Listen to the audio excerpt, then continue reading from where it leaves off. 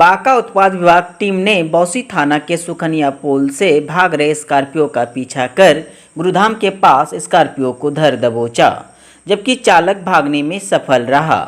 Scorpio से 8 cartoon विदेशी शराब बरामद किया गया। गिरफ्तार अन्य साथी की पहचान सुबोध राय के पुत्र दिनकर कश्यप रसलपुर नाथनगर का निवासी बताया जा रहा है।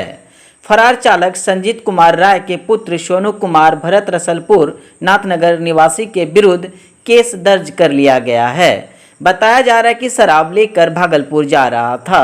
रेड का नेतृत्व अवर निरीक्षक मद्य निषेध प्रमोद कुमार ने किया और सफलता प्राप्त हुआ।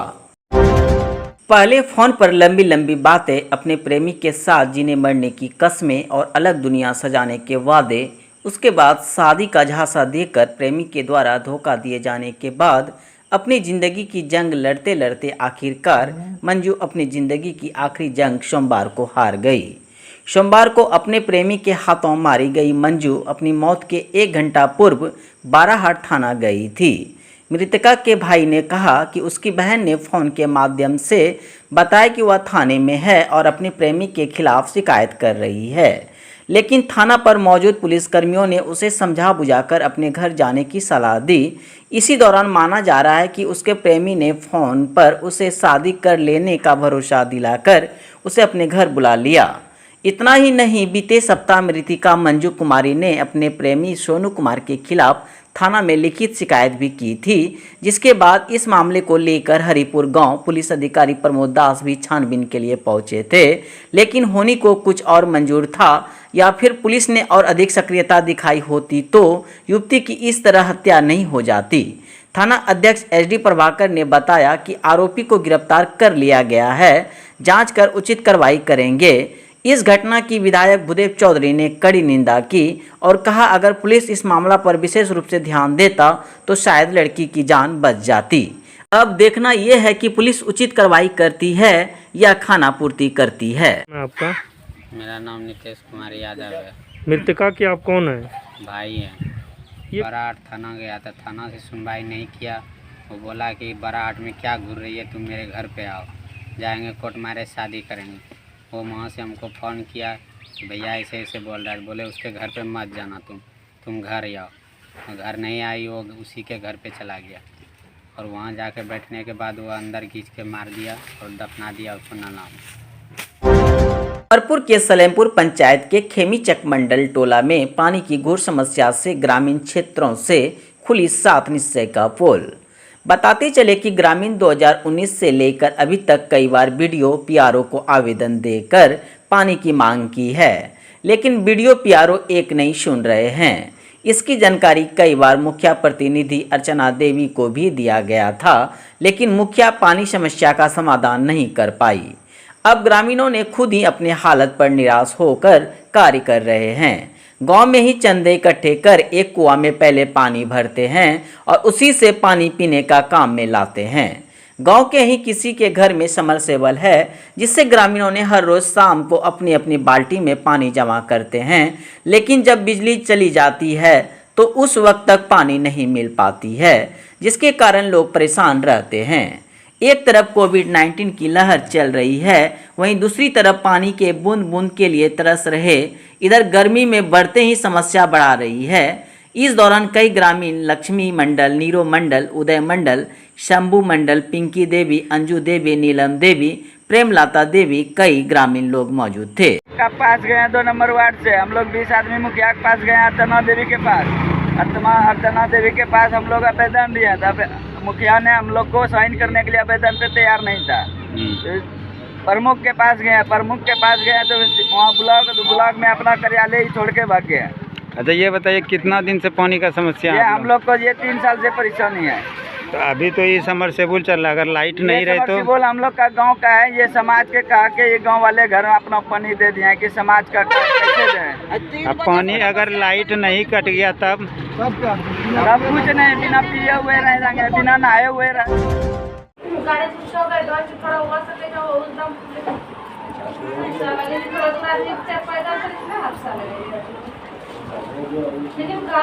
बांका जिले के अमरपुर थाना क्षेत्र के अंतर्गत महादेवपुर गांव में अवैध रूप से चल रही है मेडिकल स्टोर व ग्रामीण चिकित्सा। रोगी को बिना कोरोना टेस्ट के ही देख रहे हैं। कई रोगी जिनकी सांसें फूल रही है, लंबे समय से बीमार हैं, वैसे रोगी को देखा जा रहा है। इतना ही नहीं, मेडिकल स्टोर पर अपनी दवाई लाकर रखते हैं, जबकि मेडिकल स्टोर का कोई लाइसेंस है या नहीं ये सब भगवान भरोसे हैं। इसके बावजूद गरीब लोगों को दोगुनी दाम पर दवाई दिया जा रहा है। ऐसे में गांव में ही महामारी के कई लोग शिकार भी हो सकते हैं। डॉक्टर साहब से एमएम न्यूज़ सवाल पूछना चाहता है कि आप अपने फायदे के लिए ग्रामीण की जिंदगी जोखिम में क्यों डाल रहे हैं? क्यों नहीं उन्हें कहते हैं कि कोरोना टेस्ट कराएं? चंद पैसे के लिए आप ग्रामीणों को मौत के मुंह में धकेल रहे हैं। थोड़ा शर्म करें अपने पद का।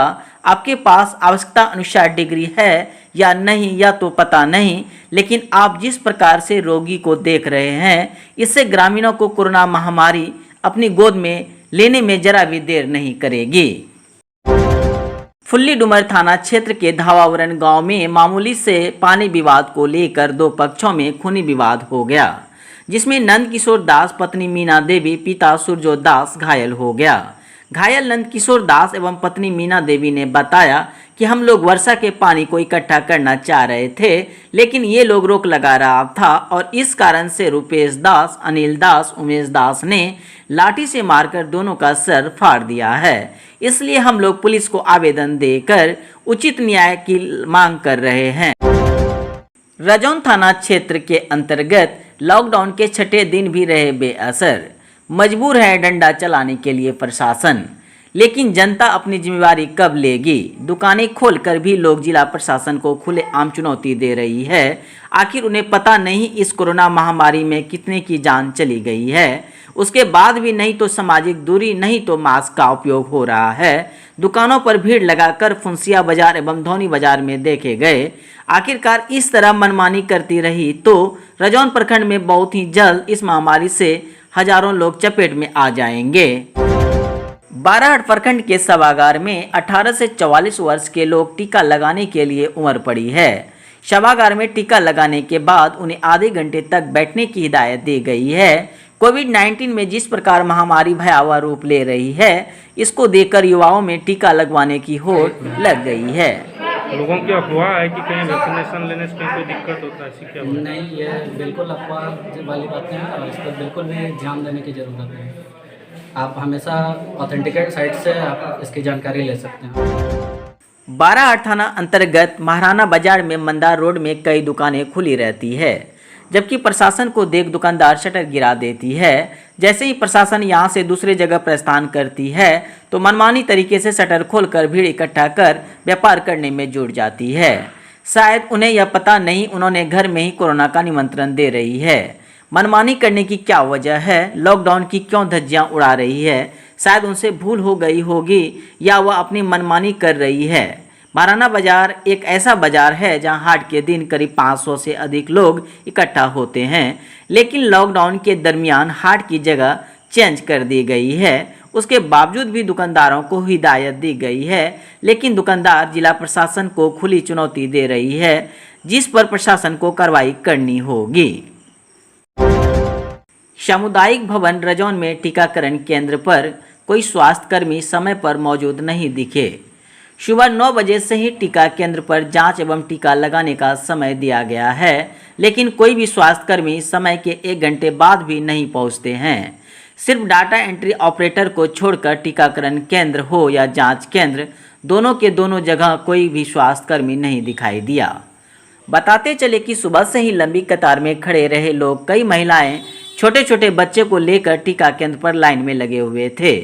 हमारे संवाददाता ने जब डाटा ऑपरेटर से पूछा तो उन्होंने कहा समय के अनुसार 9 बजे आना चाहिए, लेकिन वहां पर जांच केंद्रों के एक स्टाफ बैठकर बातें लड़ा रही थी। एमएम न्यूज़ की टीम को देखा तो जगह छोड़कर नीचे उतर गए। आखिर स्वास्थ्यकर्मी की तरह लचर पचर स्थिति से क्या असर होगी? जिस तरह बांका जिले में कोरोना के मरीज दिन प्रतिदिन बढ़ती जा रही है, टीकाकरण तेज कर दी गई है, लेकिन स्वास्थ्यकर्मी मौजूद नहीं होने के कारण लंबे समय तक इंतजार कर रहे हैं लोग।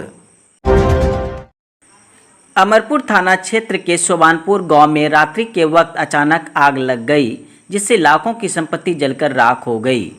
पीड़ित पप्पू दास घर में सोए हुए थे। अचानक उनके कानों में पड़पड़ाते हुए आवाज़ सुनाई दी तो देखा तो घर में आग तेजी से पकड़ रहे थे।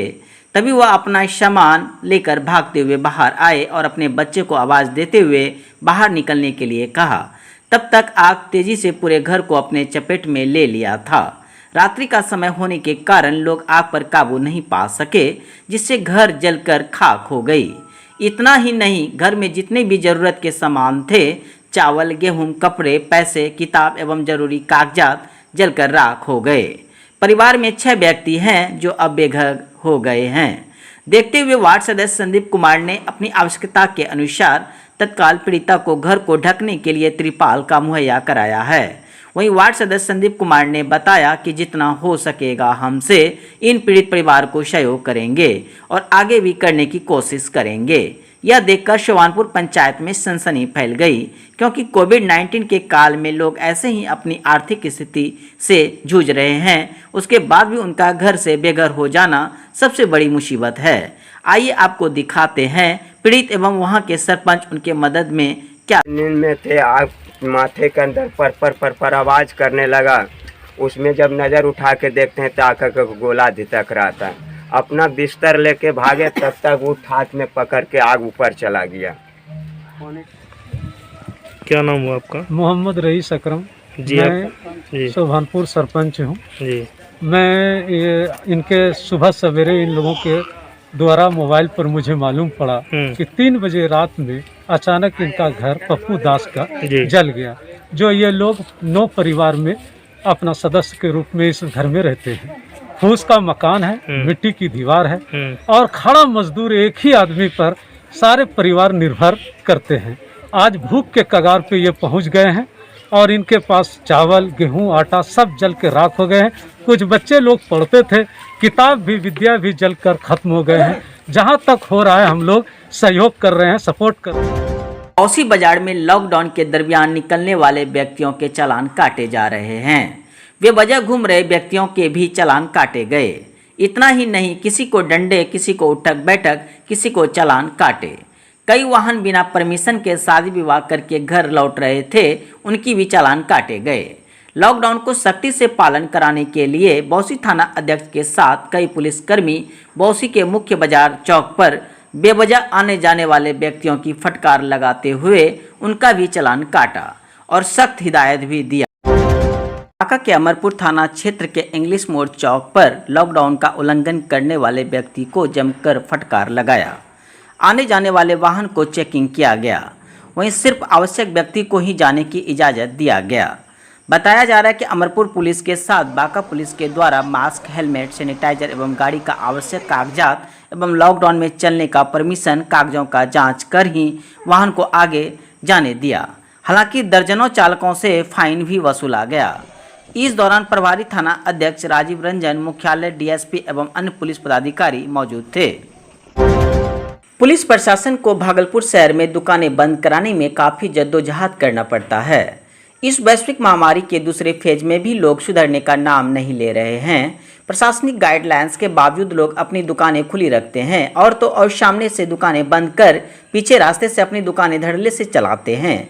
इसके लिए जगदीशपुर सीओ और कोतवाली एएसआई देवेंद्र पासवान ने पूरे शहर की दुकानों को 11 बजे तक बंद करा दिया और पूरे अपने दल बल के साथ फ्लैग मार्च करते दिखे और दुकान वालों को चेतावनी देते हुए दिखे कि प्रशासनिक गाइडलाइंस का पालन करें और अपनी दुकानें 11 बजे तक ही खोलें। बताते चले कि जो अवैध रूप से 12 दुकानें खुली थी उन्हें जबरन बंद कराया गया और तत्काल चेतावनी देकर छोड़ दी गई और अगर आगे से इस तरह की हरकत करते हैं तो उनका दुकान सील कर दिया जाएगा, ऐसा बताया। लोहिया पुल के नीचे भी कई सब्जी के विक्रेता बिना मास्क से ही देखे गए और वह 12 बजे से 1 बजे तक सब्जी बेचते दिखे। उसे भी चेतावनी दी गई और आगे प्रशासनिक गाइडलाइंस को ध्यान में रखने की बात कही। प्रशासन के लिए यह बहुत बड़ा चुनौती का विषय है। जेडीयू विधायक के पति पर जानलेवा हमला, गंभीर स्थिति में अस्पताल में भर्ती। इस वक्त एक बड़ी खबर पूर्णिया से सामने आ रही है, जहां पूर्व गन्ना मंत्री और जेडीयू विधायक बीमा भारती के पति अवधेश मंडल पर जानलेवा हमला किया गया है। हमले के बाद विधायक के पति को गंभीर अवस्था में भवानीपुर अस्पताल में भर्ती कराया गया है, जहां उनकी स्थिति नाजुक बनी हुई है। पति पर हमले की पुष्टि खुद विधायक बीमा भारती ने की है।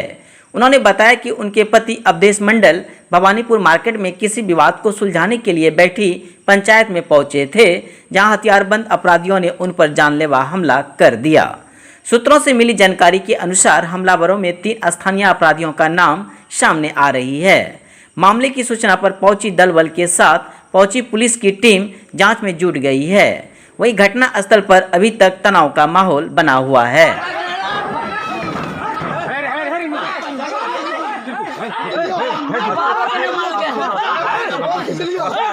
करना